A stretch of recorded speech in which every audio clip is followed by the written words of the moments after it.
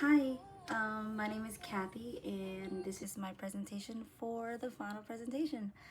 I chose option 2, which is to choose one of the literature that we've read from the midterm until now, and explain why it doesn't or shouldn't belong in the feminist literacy canon.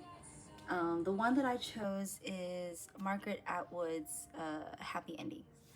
Happy Endings is often celebrated for its innovative narrative structure and commentary on storytelling. However, when considering its inclusion in the feminist canon, there are several factors warranted a critical examination. I am going to give 2 examples that I can think of. The first one would be the emphasis on narrative over character depth. In Happy Endings, Atwood tells the story of John and Mary in 6 different ways, but in each version, it ends the same way. They die. Instead of focusing on who John and Mary are as individuals, the story highlights how stories are built. Because of this, John and Mary don't feel like real individuals because they're like basic examples or stereotypes. This approach makes it harder to deeply explore the unique experiences of women, as the characters don't fully develop as the story goes on, or between each version. The second thing that I have is the lack of an empowering feminist perspective.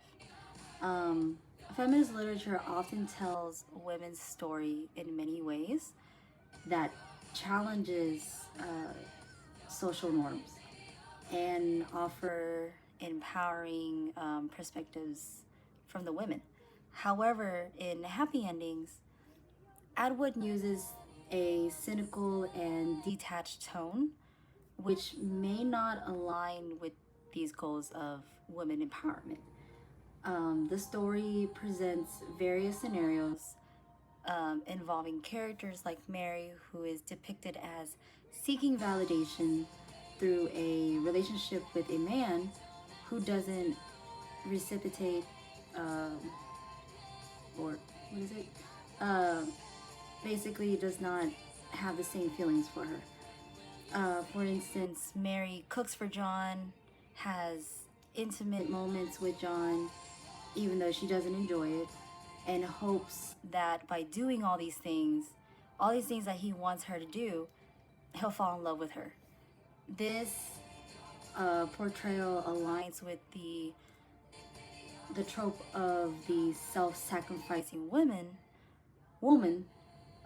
whose identity is defined by her relationship status. Potentially,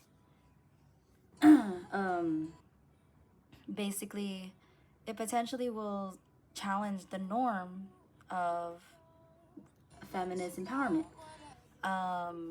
Such representation may not provide the empowerment perspective of what feminist literature aims to do.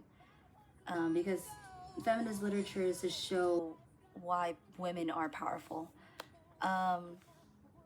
So while Happy Endings is a notable work, it is experimental narrative and commentary on storytelling conventions.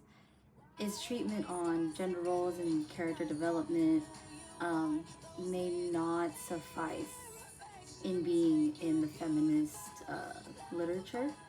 And so that's why I say that it shouldn't be included for the topic of feminist canon. And that's my presentation. Thank you guys.